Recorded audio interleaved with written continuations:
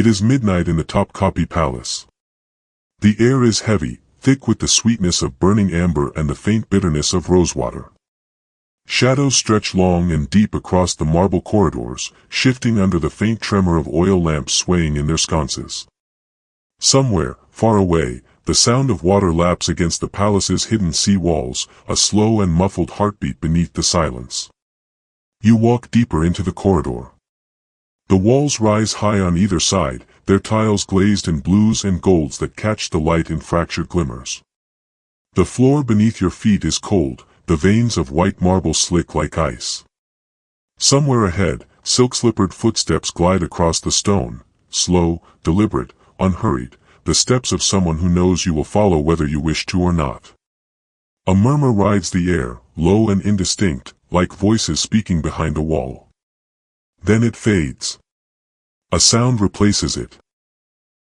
The faint metallic shift of a chain, so soft it might be mistaken for the chime of a distant bell, yet too heavy to be holy. The scent changes. Incense, thick, perfumed, suffocating, begins to coil in the air, a fog that clings to your skin and seeps into your lungs. The corridor narrows ahead, ending at a single door. It stands taller than a man, its surface carved with curling vines and inlaid with gold leaf that catches the lamplight in quiet flames. The door seems to hum with secrecy. Behind it, there is movement, a rustle of fabric, the abrupt catch of breath, the sound of something, or someone, being stilled into silence. Your hand hesitates near the gilded handle. A whisper of iron drifts through the incense, faint, metallic, unmistakable. The hinges do not groan when the door opens, they have been tended to with the precision of those who ensure no sound disturbs what lies beyond. Inside, the chamber glows with the dim light of dozens of candles. They flicker against walls draped in crimson and gold, the fabrics so fine they seem almost fluid. Cushions spill across the floor, heavy with embroidery. In the center, a fountain murmurs quietly, its water dark under the candlelight, catching only the briefest flashes of gold. But it is not the beauty you see first. It is the eyes. They turn toward you in silence, lined with kohl, framed in veils, their gaze unblinking. Some are wide with something close to fear. Others are still, as if emptied of anything that could be called life. Between the drapes and silks, shadows move, slight shifts of bodies arranged not by their own will but by command. Somewhere deeper, beyond a curtain of heavy red velvet, a heavier sound stirs, the deliberate tread of boots on marble. The air thickens. The candle flames tremble. The women look away, their gazes lowered as though they dare not see. This is no sanctuary. It is a stage. The walls are velvet and gold, but they are also bars. The performers are not free to leave, and the audience is a single man whose desire is law. The year is 1623. The throne belongs to Sultan Murad IV. Outside the palace, Constantinople simmers with unrest. But here, in this chamber, there is another war, one fought without soldiers, without banners, but with wounds no one will ever see. And you have just stepped into its heart. The chamber at first seems to overflow with beauty. Silk curtains ripple faintly in the candlelight. Jewels flash at throats and wrists. Fountains whisper in hidden alcoves, their waters perfumed with orange blossom and mint. On the surface, this is the world the empire wants the outside to imagine, a paradise within walls, a realm of endless comfort, pleasure, and grace. But the illusion does not hold for long. Look closer and the perfection begins to fracture. Every doorway is guarded. Every window is latticed so finely that no eye can see in or out. Even the placement of the cushions, the arrangement of the light, the pace of every movement, all of it is measured, controlled, rehearsed. This is not freedom. This is choreography. The harem is more than the Sultan's private retreat. It is a political machine. Each woman's position is calculated, her presence a symbol in the endless game of imperial survival. The Sultan's favor can determine the rise or ruin of entire families. One whispered promise from a favored concubine can shift the balance of power between rival factions in the court. Here, beauty is not an ornament. It is a weapon sharpened in silence. At the very top of this structure sits the Valide Sultan, the Sultan's mother. She does not need to raise her voice to command. Her word can summon gifts from distant provinces or bring about a quiet execution without a trace. She decides which women are brought before the Sultan, and which are kept waiting in the shadowed corners of the harem until their beauty fades to nothing. Below her stands the chief black eunuch, the most powerful man who will never touch a woman. His authority reaches far beyond these walls, for he is the gatekeeper of the Sultan's desires. His network of servants monitors every conversation, every letter, every glance between the women. To displease him is to vanish without explanation. And then there are the Sultan's favorites, chosen not only for their beauty but for their ability to please, to flatter, to hold the Sultan's interest against the constant pull of the harem's hundreds of other faces. Their rise is swift, but so is their fall when the Sultan's attention wanders. Many end their days in exile, their names erased from the court records as if they had never existed. Even the empire's written memory conspires to hide the reality of the harem. In the Ottoman court archives, official documents use soft, almost poetic language to mask brutal truths. A woman, sent to rest, may have been poisoned. A girl, gifted to the palace, may have been torn from her family in the dead of night. A concubine, removed from service, may have been drowned in a weighted sack and cast into the Bosphorus under the cover of darkness. Every phrase is a veil. And behind every veil is a silence deep enough to swallow a life. If you're thinking this sounds dark, wait until you hear what was done to the youngest girls here. If you can stomach what's coming next, hit subscribe right now, or at least explain in the comments why you'd rather turn away from the truth. They came from every corner of the empire, though few arrived by choice. Some were taken in silence, the daughters of Christian families in the Balkans, snatched during night raids and never seen again. Others were delivered openly as tribute from vassal states, their bodies part of the annual payment demanded for peace.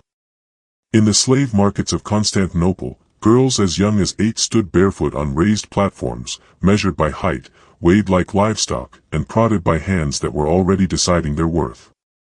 The journey into the harem began with an examination. In dim, tiled chambers deep within the palace, physicians and midwives worked not to heal but to assess. They inspected teeth, hair, skin, and limbs for any flaw. Virginity was tested with cold precision. A single mark, a hint of imperfection, could condemn a girl to be sold elsewhere, or to vanish entirely. Those who passed were stripped of everything that once tied them to the outside world. Their native names were replaced with Ottoman ones. Their clothing burned or discarded. They were forbidden to speak their mother tongues, punished if caught whispering to another girl in a language that had not been sanctioned. Each was taught that her old life no longer existed, that the family she remembered was nothing but a shadow, and the palace was now her only world. It was here that the real conditioning began. The lessons did not begin with cruelty but with beauty. They were taught to walk in measured, fluid steps, to bow their heads just so, to pour coffee without spilling a single drop. Hours were spent practicing how to kneel before the Sultan without meeting his eyes. But woven into this etiquette was something far darker. Under the guise of training for service, they were shown how to use their bodies as instruments of power, not for themselves, but for the man who owned them. Touch, movement, the turn of a wrist, the angle of a glance, each detail rehearsed until it became instinct. Their teachers spoke in gentle tones, as if this was an art to be proud of, but every lesson was a chain tightening around their freedom. Most entered the harem between the ages of 10 and 15.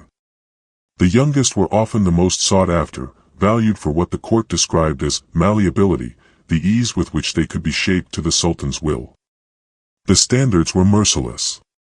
A girl too tall, too short, too plain, or too strong-willed might find herself sent to the palace kitchens or sold again into another household. Only a fraction rose to the rank of concubine, and fewer still would ever see the Sultan's private chambers. For every girl who survived the first year in the harem, there were others who did not. Illness claimed some, despair claimed others. And for those who endured, survival meant becoming what the palace demanded, a perfect ornament, stripped of past, identity, and choice, polished until there was nothing left but obedience. They were told this was a privilege. Beyond the palace walls, women toiled in fields and streets, while here they dined from gold plates and slept on cushions of silk. The message was repeated until it sank deep: captivity was an honor, and to serve the Sultan was the highest calling a woman could achieve. But beneath the perfume and fine fabrics lay the truth: they were not chosen to be honored. They were chosen to be possessed. If hearing this makes you uneasy, remember, what you've just learned is only the beginning. The most disturbing fates of these girls are still to come. If you can face that, subscribe now so you don't turn away before the truth is told. And if you choose not to, then explain in the comments why these stories should remain buried. They were the unseen rulers of the harem, men who could never father children yet controlled the lives of hundreds of women. The eunuchs. Their existence began in violence. Most were taken as boys from Africa or the Balkans, sold into slavery, and subjected to the irreversible procedure that would define their fate. Castration was not performed in sterile halls or with the precision of modern surgery. It was done in hidden rooms, often by untrained hands, using crude blades or heated metal. For some, it meant the removal of only the testes; for others, the entire genitalia. The wounds were sealed with herbal poultices or cauterized in a rush to stop the bleeding. Many did not survive. Historical accounts suggest mortality rates that claimed half or more of those subjected to it. Those who lived bore lifelong pain, susceptibility to infection, and the knowledge that their bodies had been altered for the service of another's power. The survivors were remade into tools of the empire. Without family lines of their own, eunuchs were considered incorruptible in matters of succession, men who could guard the Sultan's harem without the risk of desire or heirs. But this perception was a convenient fiction. They were not neutral. They were loyal to whoever could elevate them, and in the palace, loyalty was currency. At the summit of their hierarchy stood the chief black eunuch, a position as feared as it was respected. He held the keys to the harem gates, both physical and political. No woman entered the Sultan's private chambers without his approval. He decided who was presented, who was delayed, and who was quietly removed. His word could elevate a concubine to the Sultan's side or consign her to a lifetime of obscurity. His power extended beyond the harem walls. He acted as an intermediary between the Sultan and high-ranking officials, carrying messages that could determine the outcome of wars, the fate of provinces, and the survival of entire families. Many pashas and viziers learned that offending him was as dangerous as offending the Sultan himself. In the shadowed corridors of Topkapi, whispers told of rivals eliminated under his command. A concubine who grew too ambitious might fall mysteriously ill.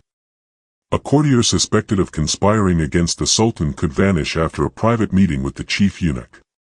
Even princes, the Sultan's own blood, were not beyond his reach. In times of political unrest, his voice could tip the scales toward which heir survived and which did not. He was both protector and executioner, guardian and manipulator. To the women of the harem, he was the one who could grant access to the Sultan's gaze, or ensure they never saw it again. Imagine devoting weeks to uncovering these stories, only for you to watch without subscribing. If you're fine with centuries of silence winning again, scroll away. Otherwise, join grim history so we can keep unearthing what others bury. In the Ottoman Empire, the harem was not simply a chamber of desire, it was the womb of dynastic power. Every life within its walls, every whispered order, every carefully timed meeting between the Sultan and a concubine served a single, unspoken purpose: the survival and control of the royal bloodline. Ottoman law decreed that no prince could be born without the Sultan's will. A concubine's value rose or fell entirely on the chance of carrying his child, but even that chance was a matter of strategy, not affection.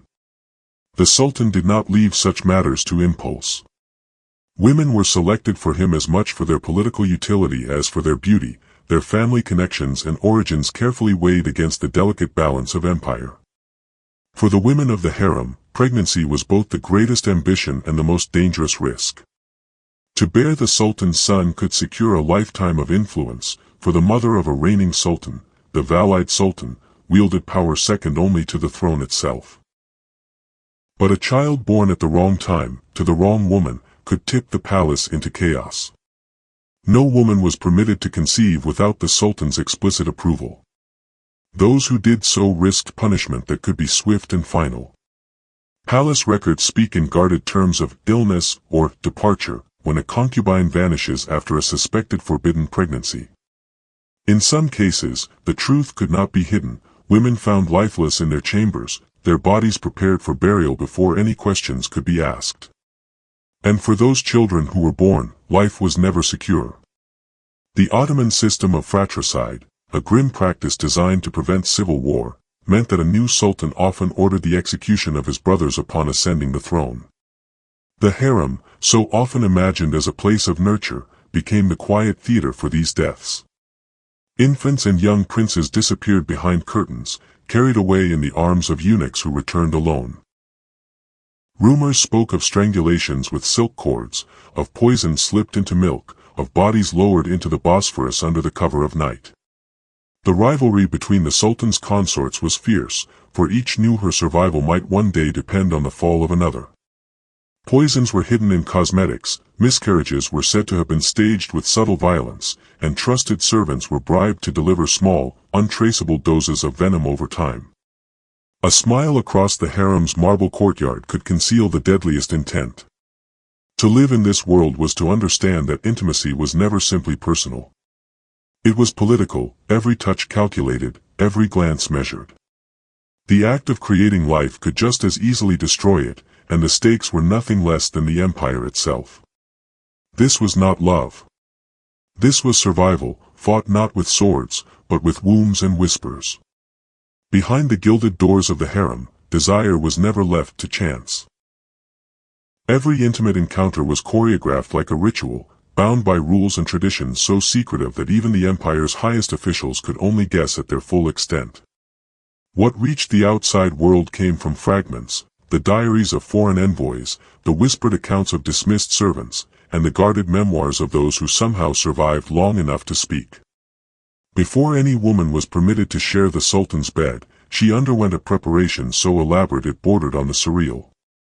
In a private chamber tiled in blue Iznik patterns, she was bathed by attendants in water steeped with rose petals, ambergris, and rare spices brought from the furthest reaches of the empire. The water itself was believed to carry symbolic purity, a ritual cleansing not only of the body but of any trace of the life she had lived before. After the bathing came the adornment. Her skin was massaged with fragrant oils believed to sharpen the senses, her hair perfumed and threaded with pearls, her lips stained with crushed pomegranate to deepen their color. She was offered a small draught of wine infused with powdered orchid root or ground amber, aphrodisiacs thought to heighten both desire and performance. In some cases, these mixtures were stronger, laced with ingredients that dulled inhibition and blurred the edges of reality. Then came the performance. These were not private moments in the way the outside world understands them. On the most important nights, the sultan would observe from behind a thin veil or screen while the chosen woman danced to music played softly in the background, the steady hum of the ney flute, the pulse of the hand drum. Every movement was measured, every glance calculated to suggest devotion, obedience, and allure. There were nights known among the women as the auditions, where several concubines would be summoned at once. They would take turns performing, singing, reciting poetry, or executing dances learned in months of training, each hoping for the nod that would mean elevation to the sultan's private company. The air on those nights was heavy with competition, the sweetness of incense barely covering the scent of sweat and fear. Accounts from foreign ambassadors tell of evenings when the sultan himself participated in a kind of staged intoxication, consuming wine or sherbet mixed with opiates and exotic herbs, allowing the lines between ritual and indulgence to dissolve. In those moments, the harem became a place where cultural taboos fell away entirely. Behaviors forbidden by religious law and custom outside the palace flourished behind its walls, protected by the absolute privacy of imperial power. To the outside, these practices were unimaginable. To those inside, they were survival, another layer of the performance required to hold a place in the Sultan's favor. Every gesture, every whispered word, every touch was as political as it was intimate, part of the endless negotiation between desire and dominance. I've just described a fraction of what took place in these locked rooms. If you're not subscribing now, at least have the courage to write in the comments why you'd rather stay in the dark. Disobedience in the harem was never forgotten, and it was rarely forgiven. The walls that sheltered beauty and power could just as easily become the walls of a prison. For those who defied the Valide Sultan, offended a favored consort, or simply drew the wrong gaze at the wrong time, punishment came in forms as calculated as they were merciless. Some suffered beatings delivered in private chambers, the sound of flesh striking flesh muffled by heavy drapes so that no echo would escape into the corridors. Others were starved slowly, their rations cut in half until their strength faded and their beauty withered into something unrecognizable. There were those who drank from jeweled cups without knowing the wine carried the slow burn of poison, its effects spread over days to make the death seem like an illness. The most feared fate was the night execution. In the deepest hours, when the city outside lay in shadow, the condemned would be seized without warning, wrapped in heavy cloth, and carried through the palace's hidden passages to the shore of the Bosphorus. There, in silence, weighted sacks awaited. Bound and lowered into the black water, they vanished beneath the surface without a cry, their absence explained the next day with polite phrases about departures or sudden decline. Exile was another sentence, though it often served as a slower form of execution. Those banished were veiled entirely, their faces never again to be seen by the world, and sent to remote palaces where the corridors were cold and the rooms unadorned. Cut off from the power games of Topkapi, they faded into obscurity, their names scrubbed from court records as if they had never lived at all. Deaths in these places were quietly filed under natural causes, the ink of the record blotting out the truth. But the harem's reach was not confined to its own punishments. It was a weapon that could shape the fate of an empire. A concubine in the Sultan's favor could become more than a lover, she could be a spy, an informant, a subtle architect of political intrigue. Information flowed in whispers through silk curtains, carried by eunuchs, merchants, and servants, weaving through the palace and beyond. Foreign ambassadors knew the value of these channels, and some risked everything to bribe the women who had the Sultan's ear. A single slip of information, a hint about military movements, a private grievance, a promise whispered in the dark, could sway the outcome of negotiations or shift the balance of alliances. In moments of crisis, the harem became a diplomatic tool. A woman might be presented to a visiting dignitary, her beauty and charm softening his stance, her words planting seeds of influence that would bear fruit in treaty rooms far from the palace.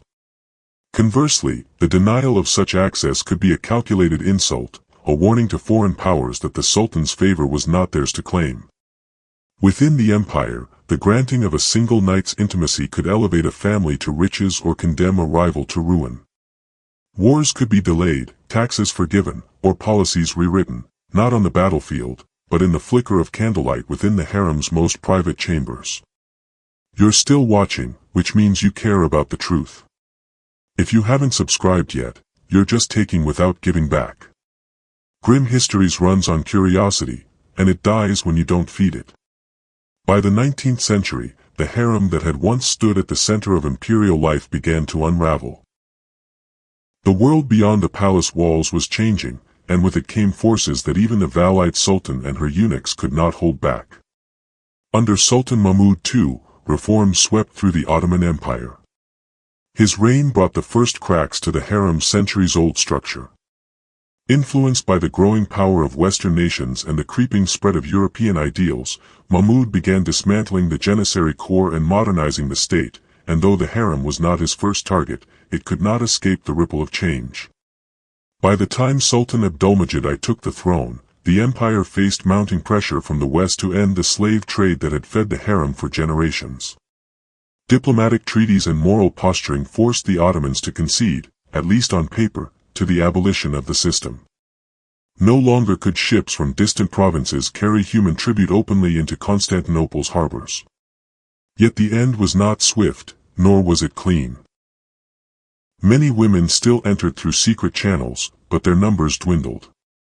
Without the constant influx of new captives, the harem's political vitality began to wither. The grand rituals grew fewer, the competitions less fierce.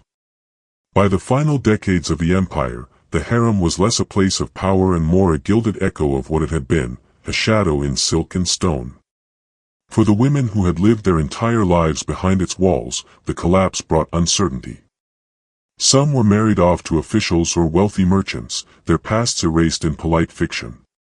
Others, stripped of status and protection, were cast into a city they no longer knew, their skills and beauty now currency in a harsher marketplace. A few clung to the old palaces, serving as caretakers of the very rooms where they had once been pawns in a grander game. And yet, even in death, the truth of their lives rarely reached the public. The myths proved harder to dismantle than the walls themselves. Visitors from Europe still came to Constantinople seeking the harem of their imagination, a place of jeweled seduction, not political manipulation and cruelty. They left with stories tailored for their expectations, carrying home the same romantic illusions that would live on for generations. In the 20th century, the rewriting of the harem's history became deliberate. The birth of the Turkish Republic brought with it a fierce nationalism that sought to cleanse the empire's image. The darker truths of the harem, the slave trade, the punishments, the murders, were stripped away from official accounts. Schoolbooks spoke of refinement and culture, of poetry and music, but not of chains or poison. Beyond Turkey's borders, a different kind of distortion took root. Hollywood and European filmmakers seized on the harem as an exotic fantasy, a place of veiled beauties reclining on cushions, awaiting the call of a powerful ruler. These visions bore little resemblance to reality, but they sold tickets and cemented the myth in the Western imagination. Museums, too, played their part in preserving the illusion. Artifacts tied to the harem's sexual politics, intimate garments, coded letters, instruments of control, were locked away in archives, labeled vaguely or not at all. The displays favored ornamental tiles, delicate calligraphy, and embroidered slippers, omitting the objects that would hint at the cruelty behind the beauty. Even the architectural remnants were curated to charm, not to confront. And so the harem survived not as it was, but as the world chose to remember it, a mirage of pleasure masking centuries of control, violence, and human cost. If you leave without subscribing, these stories fade back into the shadows. Grim Histories is one of the few places willing to tell them without sugarcoating, either stand with the truth or explain to everyone in the comments why you didn't. Power, control, and desire, in the harem, these were never separate things. They were threads woven so tightly together that to pull one was to unravel them all. Every gesture, every whispered promise, every calculated glance was part of a larger pattern, one that reached from the Sultan's private chambers to the borders of the empire. Here, intimacy was not an expression of love. It was a currency, spent and traded to secure influence, to destroy rivals, to shape the course of politics. The women were not merely companions, they were living pieces in a game played for survival, where winning meant power and losing could mean death. The harem mirrored the empire itself, beautiful on the surface, intricate in design, yet built on layers of secrecy and exploitation. It was a place where human lives could be gilded in gold and silk, even as they were stripped of choice and freedom. It showed how systems of power can cloak cruelty in ceremony, turning the degradation of some into the spectacle and privilege of others.